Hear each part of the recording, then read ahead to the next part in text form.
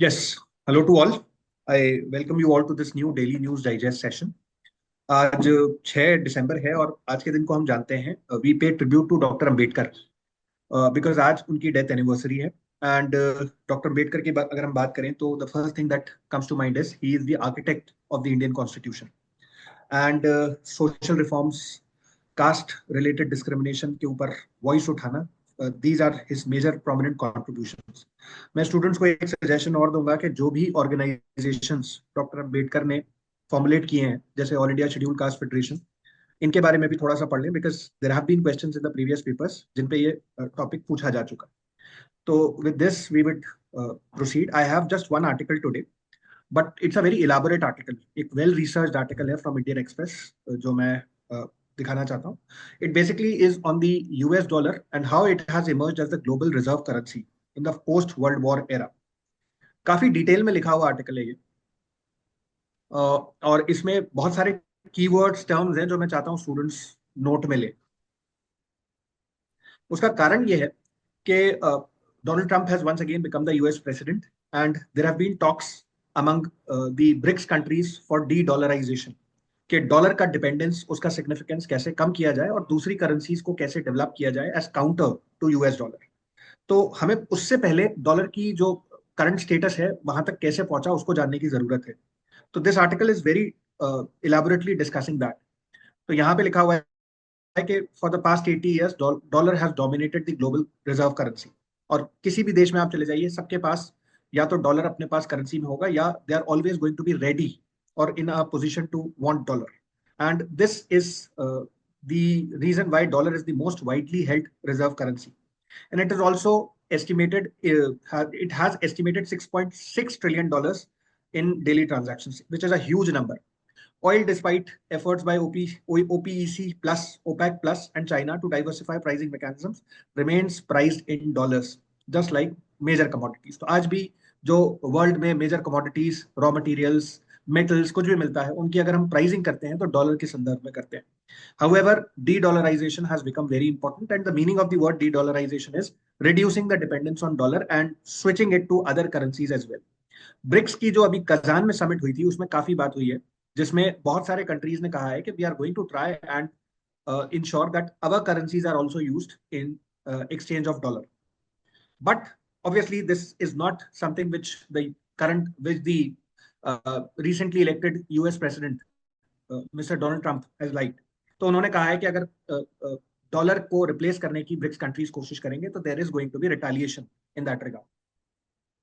फिर इस आर्टिकल में थोड़ी हिस्ट्री लिखी हुई है, जैसे ये centre for foreign relations reserve currency की डेफिनेशन दे रहा है और ये बड़ा अच्छा डेफिनेशन है, you should try and remember this. This is a foreign currency that a central bank और treasury holds as part of its current its country's formal foreign exchange reserves. तो किसी भी दूसरे देश की करेंसी जो अपने फॉरेन एक्सचेंज रिजर्व्स में रखते हैं, that is reserve currency. Countries hold reserves for numerous reasons. कोई इकोनॉमिक शॉक आ जाए, इंपोर्ट ज्यादा हो रहे हो और एक्सपोर्ट नहीं हो, अपनी करेंसी की वैल्यू को स्टेबलाइज करना हो, इन सारे कारणों से लगभग सभी कंट्रीज फॉरेन एक्सचेंज रिजर्व रखते हैं। And there are numerous currencies which are a part of the foreign exchange reserve, but the dollar is considered to be the global reserve currency and it accounts for 59% of global foreign exchange reserve. तो इसका number भी जो है ना वो काफी significant, काफी बड़ा है। इसके अलावा यहाँ पे ब्रेटन वुड्स कॉन्फ्रेंस की बात हुई है, जब आप आर्टिकल नीचे जाएंगे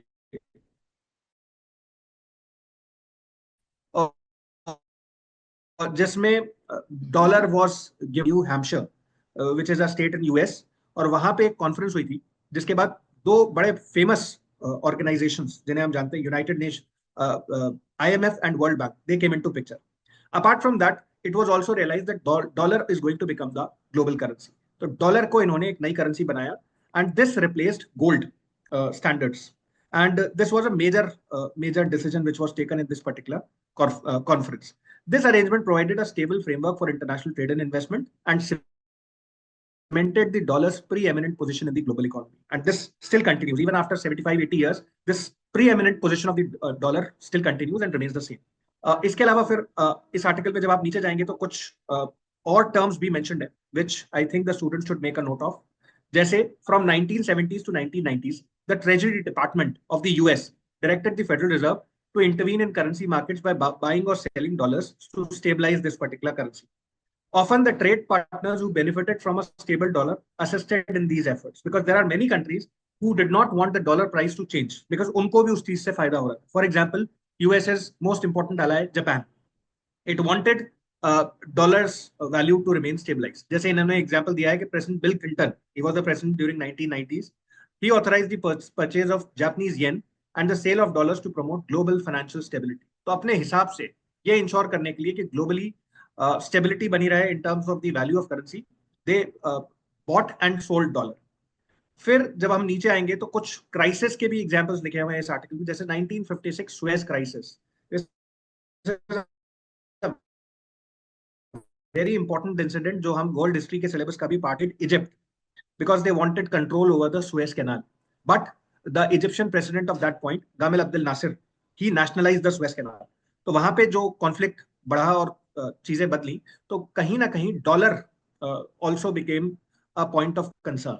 जैसे यहाँ लिखा हुआ है कि they wanted to make sure that the dollar's value remained stabilized. इसके अलावा भी कुछ और एग्जांपल्स इस आर्टिकल में लिखे हुए हैं जब अलग अलग यूएस एडमिनिस्ट्रेशंस ने कोशिश की है मॉनेटरी सिस्टम को बदलने की और डॉलर का सिग्निफिकेंस बढ़ाने की. That needs to be seen. हम थोड़ा डिटेल में पढ़ेंगे तो वो बात समझ आ जाएगी. फिर लास्ट में जो अभी न्यूज चल रही है वो है डी डॉलराइजेशन के ऊपर. जैसे 2007-8 में एक मेजर फाइनेंशियल क्राइसिस आई थी दुनिया में, जब ये रियलाइज हुआ कि किसी एक करेंसी पे पूर्णतः निर्भर होना कितना खतरनाक या घातक हो सकता है. Right, America and US, these were the countries which were impacted the maximum from these financial crisis. And then a term also became very important, that is de-dollarization. किस तरह से डॉलर का प्रभाव कम किया जाए और दूसरी करेंसीज को भी सिग्निफिकेंस या इंपॉर्टेंट दिलवाई जाए. ब्रिक्स की ये जो समिट हुई है इसमें ये चीज काफी प्रखर तरीके से जो वर्ल्ड कम्युनिटी है उसने उठाया है, because we want to reduce the significance या importance of dollar and we want to create arrangements in terms of other currencies. दो एग्जांपल्स जो मुझे अभी याद है, एक ईरान के साथ हमने उनकी लोकल करेंसी में रूपी रियाल अरेंजमेंट किया, and similarly another arrangement was made with Russia जिसमें हम रूपी रूबल अरेंजमेंट के थ्रू रशिया से क्रूड ऑयल को खरीद रहे हैं. दीज आर ऑल एग्जांपल्स और instances when we have reduced the importance और significance of dollar. So I think from a historical point of view, this article becomes very important. It has some very crucial keywords and terms which students should make a note of. And the significant part is this topic is very much in the news. So आप इस पे mains में एक full-fledged question expect कर सकते हैं. So this was all from my side. Now I would want to invite Kanhaiya sir to take this discussion forward. Thank you sir. आज का जो मेरा आर्टिकल है वो इंडियन एक्सप्रेस से मैंने लिया है. The article is related to the new act which is a replacement of this aircraft act of 1934. तो ये जो है इसको बोलते हैं भारतीय वायुयान विधेयक, जो रिसेंटली अभी राज्यसभा ने पास किया है और लोकसभा इसको ऑलरेडी पास कर चुका है इन अगस्त. तो ये जो पर्टिकुलर आर्टिकल है इसमें हमारे लिए कुछ इंफॉर्मेशन इंपॉर्टेंट है. फर्स्ट थिंग जो इंपॉर्टेंट है वो है इसके प्रोविजंस. सेकंड, क्या क्या इश्यूज हैं इसके. थर्ड, इसमें कुछ स्कीम्स एंड ऑर्गेनाइजेशंस मेंशन है, वो हमारे लिए इंपॉर्टेंट हो जाते हैं. So, what this bill seeks to do is to remove redundancies and replace the Aircraft Act 1934, which has been amended 21 times. So, this is not an amendment, but it is a complete replacement of this particular act. ये हमारे लिए important है. जो title है वो उसकी language पे काफ़ी इश्यूज हैं from the opposition that it should be aircraft act, it should be called aircraft act, but the government ने जो इसका नाम रखा है वो हिंदी लैंग्वेज में रखा है, भारतीय वायुयान विधेयक. So this was major issue of discussion in the parliament. Next thing which is important here is the provisions of this particular act. So let me share the provisions here. You can all see the provisions of this particular act and what are the changes which has been done in the latest bill. So जो bill है particularly जो aircraft act को replace कर रहा है, तो most of the provisions वो same ही है जो ये रिटेन कर रहा है. नेक्स्ट जो इम्पोर्टेंट फीचर है कि जो पहले जो अमेंडमेंट के थ्रू हमने DGCA है, BCAS एंड AIBA तीनों बॉडीज हैं, इनका जो फुल फॉर्म है आपको यहाँ मिल जाएगा. The Directorate General of Civil Aviation, then Bureau of Civil Aviation Security and Aircraft Accidents and Investigation Bureau. ये जो तीनों एजेंसीज हैं, इसको स्टेचुटरी रिकॉग्निशन जो है वो दिया गया था 2020 में बाय अमेंडमेंट। पर ये जो नया एक्ट है इसमें तीनों ही बॉडी का डिस्क्रिप्शन है, इनके जो मैंडेट्स हैं वो दिए हुए हैं। जैसे for example director general of civil aviation for overseeing safety and performing regulatory function, ये इसका एक फंक्शन है। नेक्स्ट जो है वो है बीसीएस, उसका फंक्शन है ओवरसीइंग सिक्योरिटी। देन एआईबी जो है उसका है फॉर इन्वेस्टिगेटिंग एक्सीडेंट्स। तो ये इंपॉर्टेंट इसके फंक्शंस हैं। Then central government will exercise superintendence over this bodies and the bill retain this provision जो ऑलरेडी इसमें था। नेक्स्ट जो है इसमें वो है the bill regulates activities related to the aircraft including manufacturing, position, use and trade. तो ये इंपॉर्टेंट चीजें हैं, याद रखनी चाहिए। देन द बिल, जो नया बिल है उसने कुछ प्रोविजन रिटेन किए and also provides for regulation of aircraft design. तो इसमें ये out of apart from these 3 और 4 प्रोविजंस जो इसके एक्टिविटीज हैं, उसके साथ एयरक्राफ्ट डिजाइन को भी ऐड किया है इस पर्टिकुलर एक्ट ने। देन नेक्स्ट जो है ऑफेंसेस। ऑफेंसेस में यहाँ पर ध्यान रखना है कि it includes flying an aircraft dangerously, carrying arms and explosive in the aircraft, depositing rubbish और स्लॉटरिंग एनिमल नियर एयरपोर्ट्स। सो ये इसके कुछ एक्सपेंसेस ऑफेंसेस हैं जो इसमें दे रखे हैं। And these all offences are punishable with imprisonment up to 3 year and fine up to 1 crore rupees और बोथ। तो ये एक हाईएस्ट पनिशमेंट इसमें मेंशन है। इससे नीचे वाले प्रोविजंस भी हैं कि 2 साल तक भी इसमें पनिशमेंट हो सकती है, उसके लिए अलग अलग ऑफेंसेस दे रखे हैं, but up to maximum imprisonment of 3 year, ये याद रखना है। इसने एक और प्रोविजन इंट्रोड्यूस किया, वो है second appeal. The provision of second appeal against the decision related to imposition of penalty for violating rules under it. तो ये कुछ इंपॉर्टेंट एडिशन है इसमें। इसको डिटेल में देखना है तो हम यहाँ से इसके सारे प्रोविजंस देख सकते हैं। Powers to make rule, it is with central government, हमें याद रखना है। देन ऑफेंसेस एंड पेनल्टी में हमने याद रखा है कि up to 3 years and fine up to 1 crore. Then next जो है पेनल्टी के ऊपर है। तो ये नया जो रूल इसमें बनाया गया है, तो appeal against the decision of first appellate officer will lie before the second appellate officer. तो there is an additional level of appeal here in the new act. तो ये कुछ इंपॉर्टेंट इसके प्रोविजंस हैं। नेक्स्ट इसमें जो इंपॉर्टेंट है वो है, इसमें एक स्कीम मेंशन है, उड़ान स्कीम। ये स्कीम उड़े देश का हर नागरिक, जिसमें कुछ सब्सिडाइज रेट पर या गवर्नमेंट ट्राई करती है कि जो एयर फेयर है वो कम हो और अफोर्डेबल हो आम इंसान के लिए। तो वो इस स्कीम के प्रोविजंस स्टूडेंट्स के लिए इंपॉर्टेंट हैं। मिनिस्ट्री कौन सी है, प्रोविजंस क्या हैं। देन अगेन यहाँ पर मेंशन है directorate general of civil aviation, DGC है, जो मैंने अभी डिस्कस किया। तो ये किस टाइप की बॉडी है, पहले स्टेचुटरी बॉडी नहीं थी, बाद में इसको एक्ट में इंक्लूड करके स्टेचुटरी बॉडी बना दिया। तो ये कुछ प्रोविजन है जिस पे क्वेश्चन आ सकते हैं, जो कुछ रिसेंट चेंजेस हैं उस पे क्वेश्चंस पूछे जा सकते हैं। So this is all from my side. Now I invite Gaurav sir to continue this discussion. Thank you sir. So एक आर्टिकल है आज मेरी तरफ से from today's edition of the Hindu. तो this is all about the recent जो एक activity ISRO ने कैरी आउट की है। अरे सॉरी, हाँ, so thing is that PSLV C-59 rocket has placed a Proba 3 satellite, which is a European Space Agency satellite, into a required orbit. ठीक है, तो the thing is this: after being rescheduled for a day as anomaly was detected, the Indian Space Research Organization ISRO on Thursday successfully launched the Proba 3 जो satellite है उसको कर दिया। अब एक इम्पॉर्टेंट बात क्या क्या है इस एग्जैक्टली इस मिशन की, तो क्या है, तो ये प्रोबा मिशन जो है ये एग्जैक्टली दो मिनी सैटेलाइट से बना हुआ है। ठीक है, and after being launch they will separate into each other and वो एक प्रिसीजन मैन्युवरिंग करेंगे एक दूसरे के साथ। ठीक है, तो PSLV C-59 Proba 3 mission is successfully accomplished, the spacecraft has been launched in the right orbit. ये इसरो और जो ESA के जो कॉरेस्पॉन्डेंट उन्होंने ये बताया है। It deployed the satellite into the designated orbit with precision. ठीक है, तो Proba satellite comprises two spacecraft launched together, which one safely in orbit will separate to begin performing precise formation flying। अब this is first time in the world that sort of कि दो satellite एक दूसरे के साथ एक तरह से मनूवर करेंगे।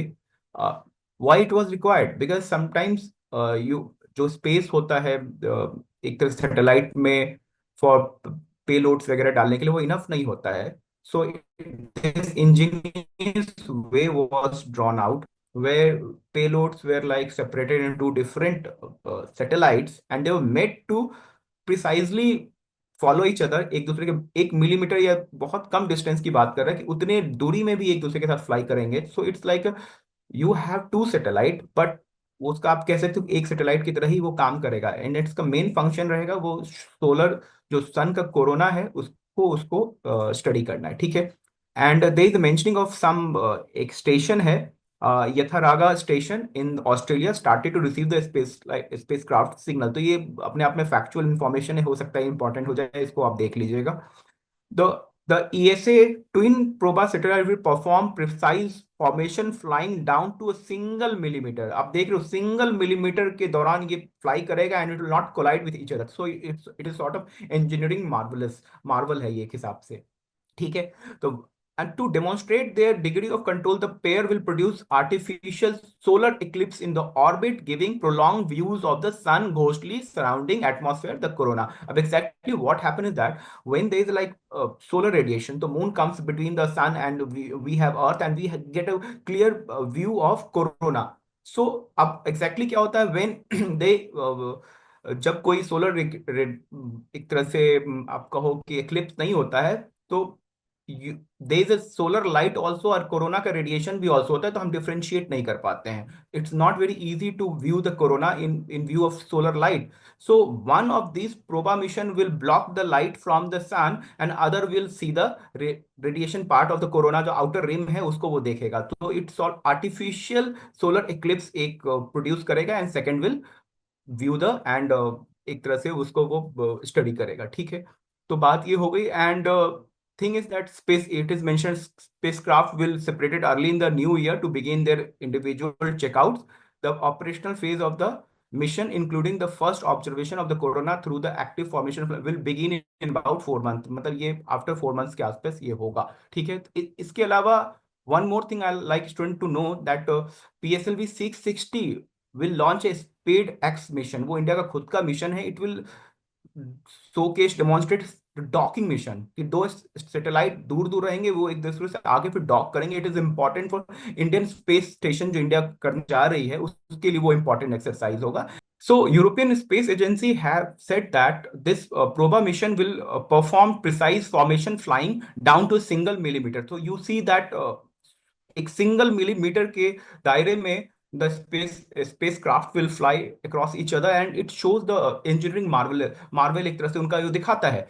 And it has said that to demonstrate the degree of control, the pair will produce artificial solar eclipse in the orbit, giving prolonged views of the sun ghostly surrounding atmosphere. So thing is that the sun का जो एक outer layer होता है corona, उसको देखने के लिए sometimes it become invisible इन जो सोलर एक तरह से सोलर लाइट होता है उसमें वो इनविजिबल होता है. तो if you block the solar radiation, so जो सोलर रिम है कोरोना का, it becomes visible. So this exercise will, one of the spacecraft will block the solar light and other spacecraft will view and study the solar corona. So and coming to this like last point, the spacecraft pair will be separated early in the new year to begin their individual checkouts. वो एक तरह से अभी गई है and it will separate out. So more than this, I will like student to also know कि India का C60 mission जो है, PSLV C60 mission, SpaceX mission, उसके बारे में जाने. It will perform the docking exercise which is important for Indian space station that India is undertaking after some time. और एक चीज और इसमें आप नोट डाउन कर सकते हैं, वो है इंडिया का increase of clout in this whole space scenario. एक तरह से सॉफ्ट पावर इन इंडिया का इंक्रीज हो रहा है इससे, that we have become reliable partner in terms of space agencies all across the world. So this is basically all takeaway from this whole article. Now I'll invite Manish sir to carry forward this discussion. I have also one article, and this article is talking about what are the reasons behind the recent recent fall in the GDP growth rate जो अभी 7th वाली आई है, अभी नवंबर में release हुई थी. As per that report ना, तो India has reported 7th quarter low of 5.4%, जून जुलाई का जो क्वार्टर आया था इसमें जीडीपी रिपोर्ट हुआ, तो on the basis of that जो अपना चीफ इकोनॉमिक एडवाइजर अनंता नागेश्वरन है ना, इन्होंने कुछ चीजों को हाईलाइट किया है। ही हैज आल्सो हाईलाइटेड कि what will be the agenda of upcoming economic survey. तो as far as this law report is concerned, so he has highlighted certain, structural issue. For example, he is suggesting to correction in wage structure of employee by the corporate. तो यहाँ पे इन्होंने highlight किया कि what happened after the covid ना, कि majority of the employment is going to be, जो majority of the employment है that is happening in the form of contract. और जो कॉन्ट्रेक्चुअल वेज दिया जाता है एम्प्लॉय को, that is not in the range of the inflation. जो inflation जिस वे में बढ़ रही है उनका वेज उस वे में नहीं बढ़ रहा है, because of that their consumption का जो ये है वो डाउन हो रहा है, और downward pressure on the consumption पे ये देखा जा रहा है। तो और on the contrary of this, during the last 4 year, the employer का जो प्रॉफिट मार्जिन है that has increase by 4x, और ये लास्ट 15 year में सबसे ज्यादा रिपोर्ट की गई है। तो ये एक इशू दिखा गया कि ये स्लो डाउन का पीछे रीजन ये है कि लोगों का जो कंजम्पशन है that is getting down because of the low veg.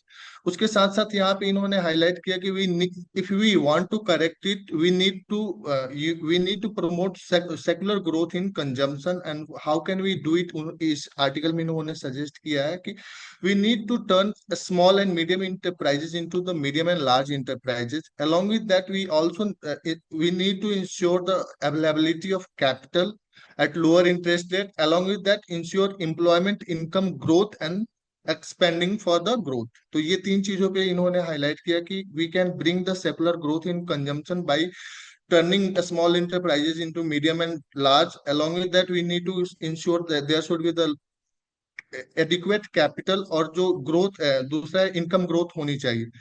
In the second part it is talking, the article is talking कि we need to create right balance between capital intensive and labour intensive growth. क्योंकि हमारे यहाँ जो jobless growth की बात करते हैं तो कहीं ना कहीं जो लेबर इंटेंसिव ग्रोथ है, मैन्युफैक्चरिंग सेक्टर का कंट्रीब्यूशन कम है, तो because of that we are over relying on the service sector. तो हमें इसे भी करेक्ट करने की जरूरत है। Along with that he is also highlighted कि we need to bridge growth, we need to bridge the gender divide and job creation. यहाँ पे इन्होंने हाईलाइट किया कि there are many areas where women is not allowed to work.